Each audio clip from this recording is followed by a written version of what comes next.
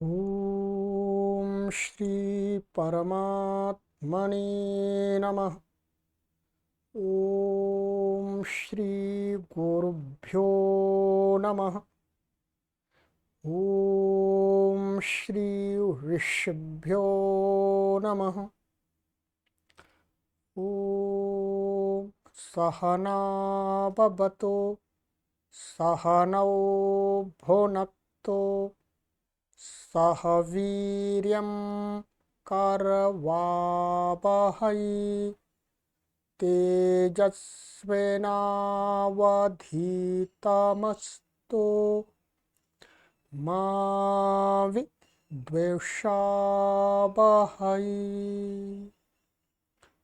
ओम शांति शांति शांति। सर्वेभ्यो नमः। देववाणी संस्कृतं यूट्यूब चलदृश्यं प्रति भवतां भवतीनांच हार्दं स्वागतम्।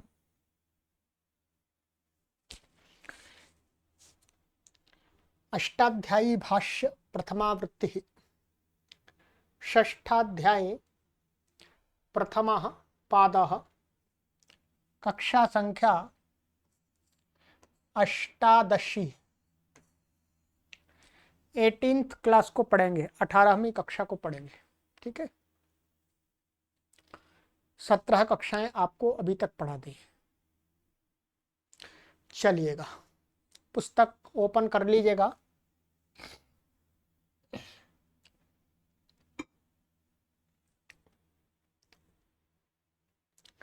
गत कक्षा में मैंने आपको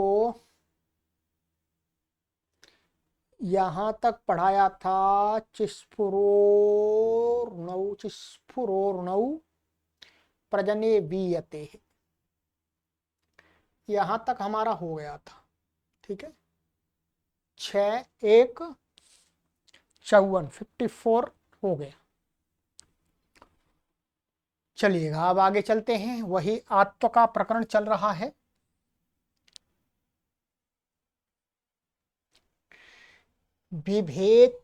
बिभेतेर हेतु भय पदच्छेदाः बिभेतेः षष्ठी विभक्ति एक वचनांतम। हेतु भये सप्तमी विभक्ति एक वचनांतम। समासः हेतोर्भयं हेतु भयं तस्मिन् हेतु भये पंचमी तत्पुरुषः। ठीक है, हेतोर्भयं माने हेतु से भय, तो पंचमी तत्पुरुष समास हो गया ये। अनुवृत्ति इसमें आ रही है णौ विभाषा आदि च। ठीक है, अर्थः हेतु भयेऽर्थे वर्तमानस्य इम्हि भये इत्यस्य धातोरेचः स्थाने णौ परतो विकल्पेनाकारादेशो भवति। फिर आगे करते हैं, अभी इतना कर लेते हैं। कहते हैं हेतु से भय के अर्थ में वर्तमान जो इम्हि भये धातु, इस धातु के एच माने एच माने भी ई है, तो ई को जब एच बनेगा तब, तो उस एच के स्थान में अणु परतः माने णी के परे रहते विकल्पेन विकल्प से आकारादेशो भवति, आकार आदेश हो जाता है। ठीक है, अब देखिएगा आगे कह रहे हैं कि यहां पर ये हेतु क्या है। हेतु एक कारण भी होता है, हेतु कारण भी होता है, परंतु यहां पर कहते हैं हेतु कारण नहीं है। कहते हैं स्वतंत्रस्य कर्तुः प्रयोजकः हेतुरिह गृह्यते। वहां पर हमने आपको चौथे अध्याय प्रथम अध्याय के चतुर्थ पाद में एक सूत्र हमने पढ़ाया था, स्वतंत्रः कर्ता। ठीक है, और फिर उसके बाद पढ़ाया था आपको तत्प्रयोजको हेतुश्च, उसके आगे तत्प्रयोजको हेतुश्च। तो ये 55वां सूत्र है, तत्प्रयोजको हेतुश्च। तो क्या है, वहां पर ये कहा था कि जो स्वतंत्र कर्ता है उस कर्ता का कोई प्रयोजक होता है, उसकी कर्ता संज्ञा भी होती है और उसकी हेतु संज्ञा भी होती है। तो स्वतंत्र जो कर्ता है उस कर्ता को कोई प्रेरणा देने वाला है, वो यहां पर हेतु लिया गया है। ठीक है, हर कोई हेतु नहीं लिया।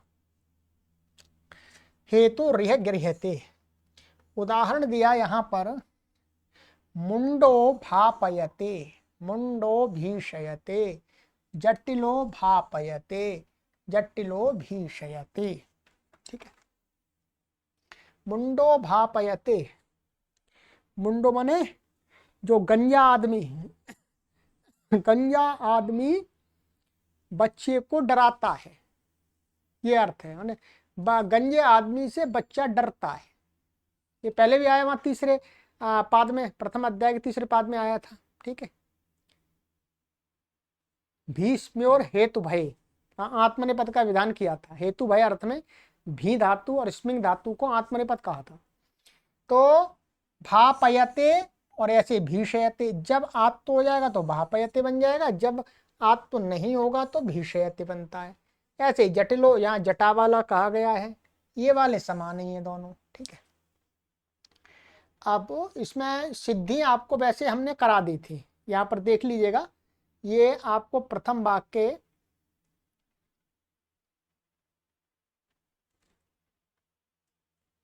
ये दिखा रहे हैं 1-4-2 में। देखें 1-4-2 में सिद्धि प्रथम वाक्य 1-4-2 में तो नहीं होंगी शायद। ये वास्तव में जो भीषयते की सिद्धि बता रहे हैं यहाँ पर, वो वास्तव में क्या है, 1-1-45 इस सूत्र की सिद्धि में, सिद्धि जब की थी परिशिष्ट में है, 1-1-45 की परिशिष्ट में है। यहाँ पर ये गलत लिख गया है, 1-2-4 में तो इसका कोई संबंध ही नहीं है। ठीक है, चलिएगा अब मैं आपको बता देता हूं, यहाँ कुछ भी ऐसा नहीं लिखा जो, अब यहाँ सिद्धि देख लीजिएगा आप शॉर्टकट में। यहाँ पर क्या है, हमारी भी भय धातु है, ये भी आ गया। ठीक है, और हेतुमती च से यहाँ पर क्या आ गया जी, बोलो, णिच, णिच का ई बच गया। ठीक है, भी और ई ये हो गया। अब यहाँ पर इस ये हेतु के, हेतु भय में अर्थ में वर्तमान है भी धातु। ठीक है, तो णिच आ गया, तो हेतुमती से हेतु में णिच आया है। तो अब इस सूत्र से विकल्प से इसको ये इसको पहले इसको क्या हो जाएगा, णिच के पै रहते ए हो जाएगा, हाँ वृद्धि हो जाएगी आई, भई हो जाएगा। क्या हो जाएगा, भई। तो अचोणिति से वृद्धि हो भाई, अब एच बन गया तो इसको आकार हो जाएगा इसी सूत्र से। इस सूत्र से क्या हो गया, भा। ठीक है, अब ये आकारांत बन गई, तो अर्ति ह्री व्ली र्यु इत्यादि सूत्र से क्या हो जाएगा, पुक आगम हो जाएगा। जैसे पीछे भी क्या है, पुक का प बचता है केवल, क्या बचेगा, पुक का आदन तो टकतो अंत में होकर के प बचेगा। तो भापी बन गया और भापयति, शब्द होकर के गुण होकर के आयादेश होकर के भापयति बन गया। ठीक है, अच्छा नहीं भापयति नहीं, ये फिर इसको यहाँ पर भापयति है, तो अब इसको जब शब्द टिप नहीं आएगा, पूरा ही कर देता हूं मैं आपको। चलिए, ये आ गया, तो ये धातु हमारी क्या बन गई, भापी, भापी। अब इसको भीष्म्योर हेतु भय, क्या भीष्म्योर हेतु भय, एक प्रथम अध्याय के तीसरे पाद का, हेतु भय अर्थ में वर्तमान जो भी धातु होती है अणिजंत, उसको क्या हो जाता है, आत्मनेपद हो जाता है। क्या होता है, आत्मनेपद, भीष्म्योर हेतु भय। तो ये आप सूत्र भी बता देता हूं मैं, 1-1-3-68 ठीक है, 1 3 अर्थ 68 भीष्म और हेतु भय। ठीक है, भीष्म और हेतु भय से इसमें क्या हो गया, आत्मनेपद। आत्मनेपद हो गया तो आत्मनेपद कटता आ गया, शप का शप हो गया, ये टित आत्मनेपदा नाम टेरे लट लकार गुण आदि होकर के भापयति बन गया। ठीक है, अब जिस पक्ष में आत तो नहीं होगा तो उस पक्ष में भी बचेगा और इणच का ये ई है। ठीक है, अब यहां पर वृद्धि नहीं होगी, पहले यहां पर लगा भियो हेतु भये शुक सूत्र 1, ये 7वें अध्याय के तीसरे पाद का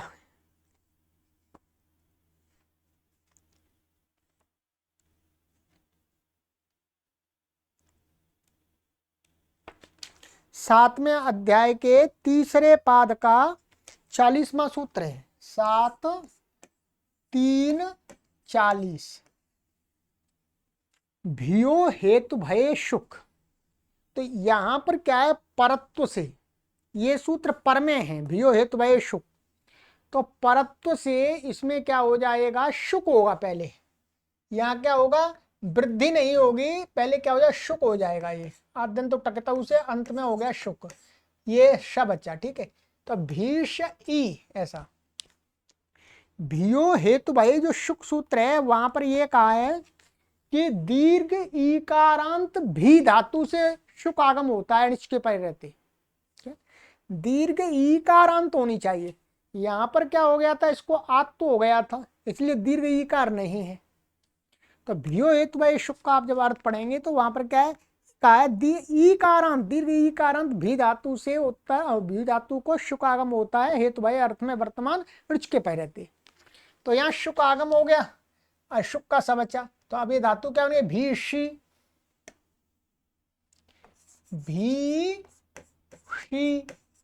और भीष्म्योर हेतु भय से आत्मनेपद हो गया, आत्मनेपद हो गया, ता आ गया, शप का आ गया, गुण हो गया, ये हो गया, अयादेश हो गया, ये सब हट जाएगा। आत्मनेपद में टित्व होने से एक तो हो गया, तो भीषयते बन गया है। ठीक है, और इसमें कुछ भी ऐसा विशेष नहीं है, ऐसे जटिलो भी भापयते जटिलो भीषयते।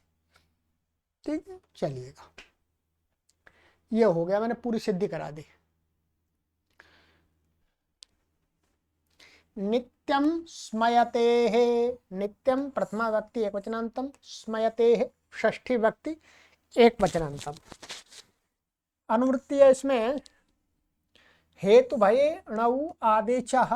ठीक है, अर्थ हेतु भये अर्थे स्मिन् ईषद् धतने इत्यस्य धातोरेचः स्थाने अणौ परतो नित्यम आत्वम भवति।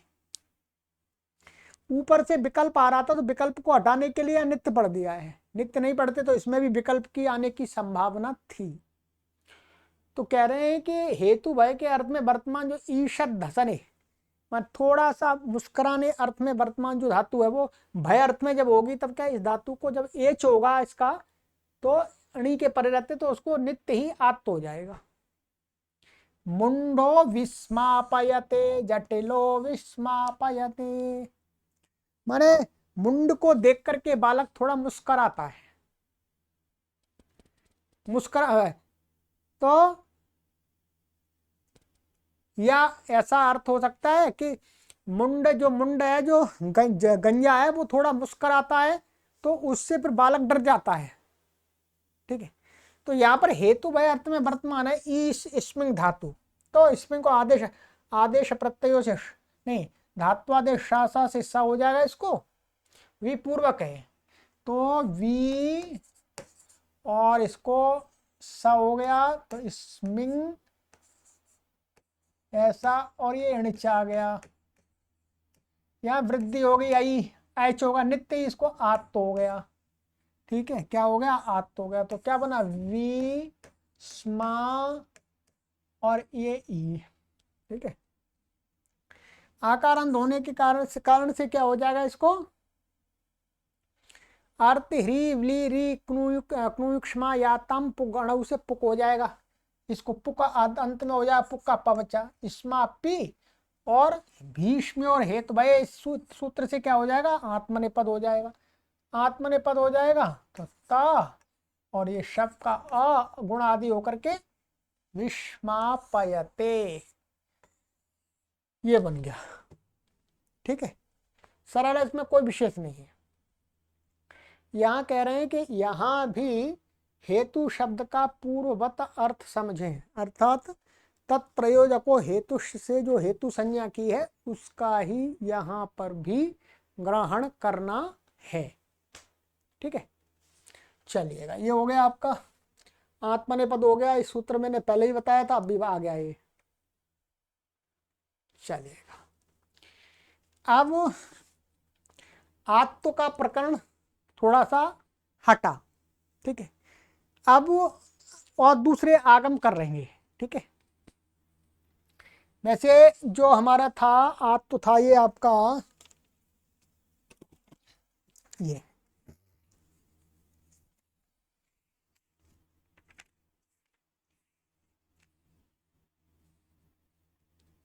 56, बस यही तक आत्म की अनुवृत्ति थी, आत्म की समाप्ति हो गई। ठीक है,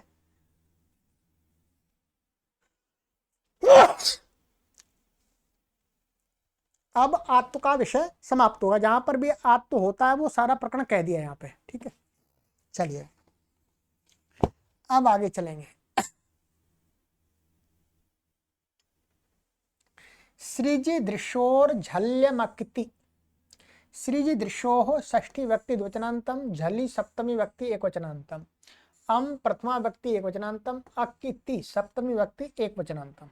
ठीक है, समासः सृजि इत्यत्र इतरेतर द्वंद्व, इसमें सृजि और दृश्य में क्या इतरेतर द्वंद्व कर दिया, क्या कर दिया आपका, सृजिश्च दृश्च श्री दृशौ तयोः श्री दृश्यो, ऐसा कर लीजिएगा। अकिति इत्यत्र नहीं तत्पुरुष, अकिति में नहीं, न कित अकित तस्मिन अकिति। ठीक है, कित में भी करेंगे, कित में समास तो न का इत यस्य स कित बहुब्री हो जाएगा, न कित अकित तस्मिन अकिति, ऐसा कर सकते हैं। फिर दो समास करने पड़ेंगे, तो यहाँ सीधा अकित में ही कर दिया है। ठीक है, अर्थ सृज विसर्गे दृश्यपेक्षणे इत्येतयोः धात्वोरमागमो भवति झलादावकिति प्रत्यये परतः। कहते हैं सृज विसर्गे दृश्य प्रेक्षणे, ये दो धातु ले ली, इन धातुओं को अम आगम कर रहे हैं। क्या कर रहे हैं, अम आगम, आदेश नहीं कर रहे, ये आगम है। आदेश और आगम में आपको हमने अंतर बताया था, फिर बता देंगे। आगम कर रहे हैं और कहते कब होता है, झलादि, कोई झलादि प्रत्यय कैसा होना चाहिए, अकित, झलादि प्रत्यय हो पर कित नहीं होना चाहिए, वो कित भिन्न झलादि प्रत्यय के परे रहते दृश्य और सृज धातु को अम आगम हो जाता है। व्याकरण के अंदर ऐसा कहा जाता है कि जो आदेश होते हैं शत्रु के समान होते हैं, आदेशाः शत्रुवत् भवन्ति, आगमाः मित्रवत् भवन्ति। जो आगम होते हैं वो मित्र के समान होते हैं और जो आदेश होते हैं वो शत्रु के समान होते हैं। कैसे, जब हम कोई आदेश करते हैं तो किसी के स्थान में करते हैं, तो वो आदेश क्या है, जिसके स्थान में होता है उसको उठा के फेंक देता है, उसको नष्ट कर देता है, उसका अस्तित्व मिटा देता है। ऐसे ही शत्रु होता है, शत्रु हमारा अस्तित्व मिटा देता है। और जो आगम होते हैं वो क्या होते हैं, आगम या तो आदि में होता है उसके या अंत में होता है, उसको हटाता नहीं है। जैसे टित कित मित, ये आगम है, ये कहीं आदि में बैठते हैं, कहीं अंत में बैठते हैं, जहां जहां बैठते, ये जिसको कहे जाते हैं उसको कुछ हानि नहीं पहुंचाते, बस आराम से उसके साथ में लग जाते हैं और उसका सहयोग करते हैं। कैसे, जैसे मित्र होता है, हमारे मित्र हमें हानि नहीं पहुंचाते, हमारा सहयोग करते हैं, हमें हेल्प करते हैं, हमारे साथ चलते हैं, पीछे होकर के, आगे होकर के, साइड होकर के हमारी सुरक्षा करते हैं। ठीक है, तो आगमाः मित्रवत् भवन्ति और आदेशाः शत्रुवत् भवन्ति। चलिएगा, उदाहरण दिया यहां पर, स्रष्टा स्रष्टुम स्रष्टव्यम, द्रष्टा द्रष्टुम द्रष्टव्यम। ठीक है जी।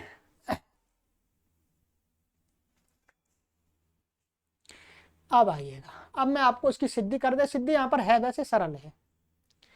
ये त्रिच प्रत्यय का है, ये तुमुन प्रत्यय का, ये तव्यत प्रत्यय का, ये त्रिच का, ये तुमुन का, ये तव्यत का है। ठीक है, सिद्धि आपको करा देते हैं शॉर्टकट में। वैसे यहां लिखा हुआ है, मैं पढ़ के बता देता हूं। ये हो गया सृज त्रिच, यहाँ अम आगम मिद चोन त्यात परा से अंत अच से परे हो करके, क्योंकि जो मित आगम कितागम और कितागम होता है अंत में टित होता है, आदि में आद्यम तब टकित। मित आगम कहाँ होता है, मिद चोन त्यात परा, जिसको जिस शब्द को कहा गया उसके अंतिम अच के पीछे बैठ जाता है जाकर के, तो मिद चोन त्यात परा से अंतिम अच को हो जाएगा। तो हमारी धातु क्या है, सृज थी, तो सृज, सृज का अंतिम अच क्या है, री, तो री से बाद में बैठ गया जा, इधर आ गया, अम आ गया ये, और त्रिच का त्री रहा। अब यहां पर क्या कर देंगे, यणादेश। ये वास्तव में ये क्या है, म की इत संज्ञा हो जाती है, जो मित तभी तो बनेगा, हलंत्यम से म की इत संज्ञा हो जाएगी। अब बचेगा, अब बचा तो इससे री और आ एको एणची लग गया, तो र हो गया ये, तो क्या बन गया, स्र, स्र ज और त्री। अब यहाँ पर क्या कर देंगे, वृश्च वृश्च सृज मृज, इसमें सृज धातु पड़ी हुई है, तो उसमें क्या हो जाएगा, जकार को शकार हो जाएगा, श हो गया, तो ये ज को श हो गया और इसको र हो गया, और ये आ इसमें मिल जाएगा, तो स्र, तो फिर इष्टना इष्टु से त्री तक उट्टा हो गया, स्रष्टि। बाकी आप चेत्री के समान चेता बनाएंगे, स्वादि उत्पत्ति करके प्रथमा व्यक्ति का एक जन का रूप बना लीजिएगा। तो ये घट गया यहाँ पर, सृष्टा ऐसे बनता है, ध्यान रखेंगे, श्री धातु से। सृष्टा माने बनाने वाला। इसी प्रकार से तुम में सृष्टुम बन जाएगा और तव्यत में सृष्टव्यम। ऐसे ही दृष्टा द्रष्टुम द्रष्टव्यम, यहाँ दृश्य को भी हम हो जाएगा, वो भी अंतिम री से परे हो जाएगा, सारे सूत्र वही लगेंगे। ठीक है, तो दृष्टा द्रष्टुम द्रष्टव्यम होता है, री नहीं रहता है इसमें, री हट जाता है इसमें। चलिएगा, ये हो गया। अनुदात्तस्य चर्दुपधस्यान्यतरस्याम्, अनुदात्तस्य षष्ठी व्यक्ति एकवचनान्तं च व्यापदं, रेदुपधस्य षष्ठी व्यक्ति एकवचनान्तं अन्यतरस्यां सप्तमी भक्ति एकवचनान्तं। समासः, ऋकार उपधा यस्य स ऋदुपधः तस्य ऋदुपधस्य। ऋकार उपधा में है जिसके, उसको क्या बोलेंगे, ऋदुपधः। धातु को कहा जाएगा, धातु कम हो रहा है, और तस्य बहुब्री समास हो गया। ठीक है, अनुवृत्ति, झल्यमकिति उपदेशे, इसकी अनुवृत्ति आ रही है। अर्थ, उपदेशेनुदात्तस्य ऋकारोपधस्य च ऋकारोपधस्य धातोर झलादावकिति प्रत्यये परतो विकल्पेन अम आगमो भवति। ठीक है जी, कह रहे हैं कि उपदेश में मन धातु पाठ में, धातु पाठ में जो धातु कैसी होनी चाहिए, अनुदात्त। अनुदात्त इतनी, उसमें धातु के अंदर जो अच है वो अनुदात्त पड़ा हुआ होना चाहिए। ये कैसे मालूम पड़ेगा, ये वहां धातु पाठ में जाकर के जब धातु पाठ को पढ़ते हैं तो अपने आप मालूम पड़ जाता है, वहां लिखा हुआ है सब कुछ। ठीक है, लिखा हुआ है, ये इसमें अनुदात्त है, ये उदात्त है, स्वरिता आदि आदि सब लिखा है। तो अनुदात्त और क्या होना चाहिए, ऋकार उपधा में होना चाहिए, और वही धातु जो जिसका अनुदात्त अच है वो उसका उपधा में री होना चाहिए। इसका मतलब ये हो गया कि उपधा, जिस धातु की उपधा में ऋकार है और वो ऋकार अनुदात्त भी है, वही तो अनुदात्त होगा। ठीक है, तो उसको ही ऐसी धातु को झलादि अकित भिन्न प्रत्यय के परे रहते विकल्प से अमागम होगा। चलिएगा, आ जाइएगा, ये अब सिद्धियां आ रही हैं थोड़ी सी, और बहुत महत्वपूर्ण ये सूत्र हैं। उदाहरण देते हैं यहाँ पर, तृप्ता, तर्पिता, तर्पता। अंतर समझ लिए, 3 उदाहरण भर रहे हैं, द्रप्ता, दर्पिता, दर्पता। ठीक है। ये सूत्र कहता है झलादि। ठीक है। ये जो दोनों धातुएं हैं, ये दोनों धातुएं कैसी हैं, ये इनको विकल्प करके इट होता है। ये क्या है, रधादि गण में पड़ी हुई हैं, ये आगे आ रहा है। तो इसका मतलब हुआ जब ये इट हो जाएगा, माने जब इसको त्रिच का रूप है, ये त्रिच का, जब त्रिच को इट कर देंगे, विकल्प से इट होता है, जिस पक्ष में इट हो जाएगा उस पक्ष में ये वाला सूत्र नहीं लगेगा, क्योंकि जलादि रहेगा ही नहीं, इट हो गया तो आजादी प्रत्यय हो जाएगा। तो जिस पक्ष में इट नहीं होगा उस पक्ष में ये विकल्प से अम करेगा, तो 3 रूप बन जाएंगे। एक बनेगा इट वाला, और एक बनेगा अम वाला, और एक बनेगा जब ना इट हुआ है ना अम हुआ है, सामान्य। ठीक है। ये तो हो गया आपका अम वाला, ये हो गया इट वाला, और ये हो गया आपका कुछ भी नहीं हुआ, ये सामान्य। माने इट विकल्प से हो गया यहाँ पर, तो इट भी नहीं हुआ, अम विकल्प से हुआ, अम भी नहीं हुआ। तो इट भी एक इट और अम रहित का, एक इट वाला, एक अम वाला, 3 रूप बन जाएंगे। बता देते हैं, चलिए। अब देखिए, ये है हमारी धातु है त्रिप। त्रिप है, ये क्या है, अनुदात्त है वास्तव में, ये धातु अनुदात्त है और ऋकार उपधा में है। अब जलादि हम प्रत्यय ले आए त्रिच यहां पर। ठीक है, ये त्रिच ले आए। अब ये त्रिच ले आए तो क्या हुआ, यहां पर एक सूत्र है, आर्ध धातु कश्चित बलादे का अपवाद रधादिभ्यश्च, रधादि गण की धातुओं से उत्तर। अभी मैं आपको इसका पूरा अर्थ ही पढ़ के बता देता हूं, फिर आप भी देख लीजिएगा। ठीक है। ये रधादिभ्यश्च, रधादिभ्यः उत्तरस्य बलादेरार्धधातुकस्य वा इड आगमो भवति। माने रधादि गण के अंदर पठित जो धातुएं हैं उनसे उत्तर यदि बलादि आर्ध धातु प्रत्यय होगा तो उससे विकल्प प्रत्यय, विकल्प इटागम होता है। तो ये जो धातुएं दोनों ये रधादि गण में पड़ी हुई हैं। ठीक है। तो क्या हुआ, ये अब त्रिच हो गया, अब इसको विकल्प से इट हो गया, तो इट हमने नहीं किया तब का है, इट नहीं किया तब का है, इट नहीं किया। अब क्या है, ये सूत्र है, ये सूत्र लग जाएगा, जो झलादि मिल गया और कित नहीं है तो इसको अम आगम हो जाएगा। अम कहां पर होगा, मिदचोन्त्यात परह, इस अंतिम री के बाद हो जाएगा, अर्थात ये प से पहले हो जाएगा, क्या अम और ये प। ठीक है। अब ये इसका मकी संज्ञा हो गई, यहाँ एक को एणची लग गया तो क्या हो गया, त्र हो गया, ये क्या हो गया, त्र और प, त्रप्त्री, और स्वादि उत्पत्ति करके तृप्ता।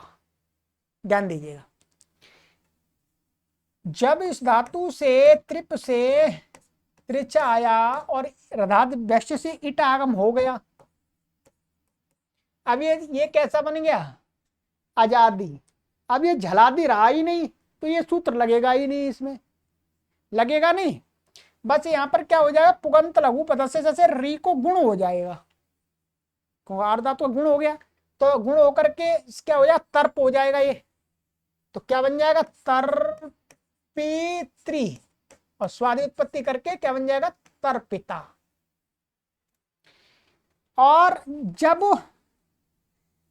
इट नहीं हुआ तो इट पक्ष में ये कर, अब क्या है, जब अम भी नहीं हुआ तो क्या बना, त्रिप, और ये त्रिच का त्रि। अब यहां पर क्या, इट आगम नहीं हुआ, इट का तो बना दिया एक।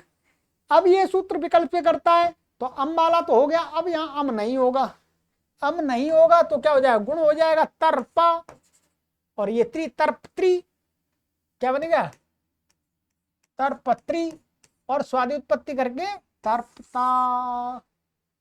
इसी प्रकार से क्या बन जाए, द्रप्ता, दर्पिता, दर्पता। सिद्धि आपको लिख करके करनी पड़ेंगी, ठीक है, तब आपकी बुद्धि में स्थापित होंगी अच्छी प्रकार से, ठीक है। ये हमारी बुद्धि में तभी स्थापित हुई है, हम लंबे समय से पढ़ा रहे हैं और लंबे समय तक हमने इनको पढ़ा, एक दिन में नहीं हो गई है एकदम, ठीक है।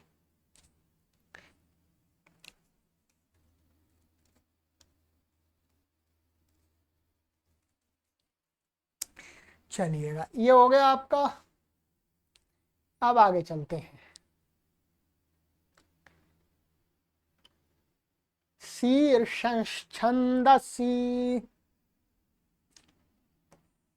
शीर्षन प्रथमा व्यक्ति वचनांतम, छंदसि सप्तमी व्यक्ति वचनांतम। अर्थ शीर्षन इति निपात्यते छंदसि विषय।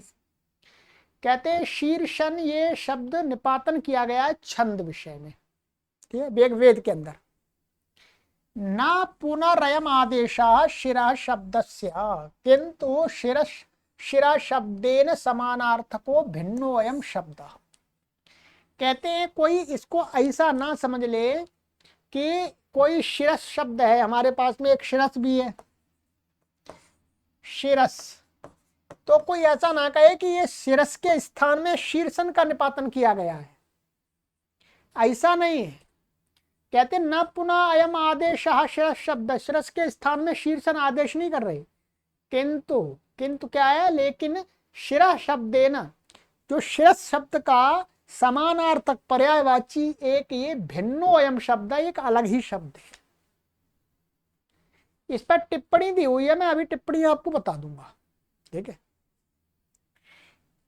क्योंकि शिरस के स्थान में शीर्षन को हम निपातन मान लेंगे तो फिर हमें वेद के अंदर कहीं पर भी शिरह शब्द मिलेगा ही नहीं, मिलेगा ही नहीं, क्योंकि शिरस के स्थान में छंद में हमने शीर्षन आदेश मान लिया तो शिरस शब्द मिलेगा नहीं, जबकि वेद के अंदर शीर्षन भी मिलता है, शिरस भी मिलता है।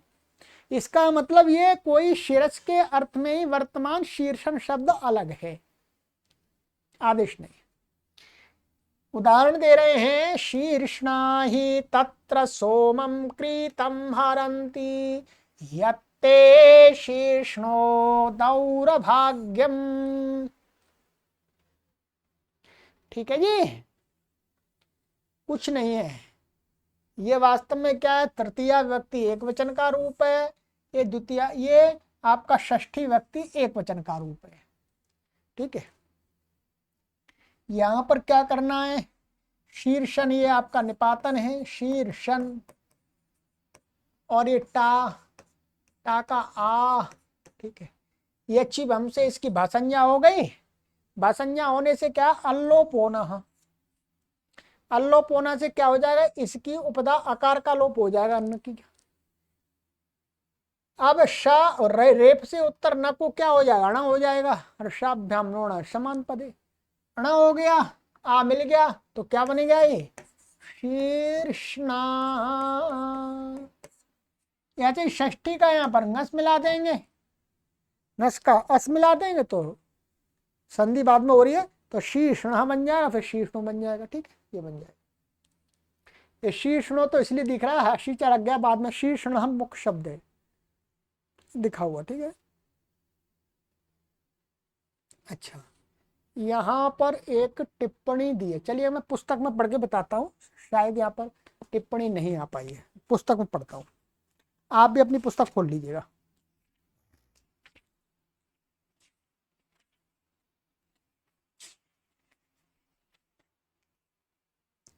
देखिए क्या लिखा हुआ है यहाँ पर नीचे, नंबर 1, आदेश निपातने वेदे शिरसः प्रयोगो न स्यात्। यदि शिरस के स्थान पर हम इसको आदेश मान लेंगे तो फिर शिरस शब्द का वेद में प्रयोग नहीं होना चाहिए। आगे कहें, दृश्यते च तस्यापि प्रयोगः इति, परंतु शिरस शब्द का भी प्रयोग हमें वेद के अंदर दिखता है, इसलिए इति कृत्वा ऐसा मान करके प्रकृत्यंतरम निपात्यते, एक मूल ही शब्द अलग से निपातन किया गया है शीर्षण, परंतु अर्थ वही है शिरस वाला। ये इसकी टिप्पणी लिखी थी जो मैंने आपको समझा दिया, आप देख लीजिए। चलिएगा, ये हो गया। अब हमारा आगे का सूत्र है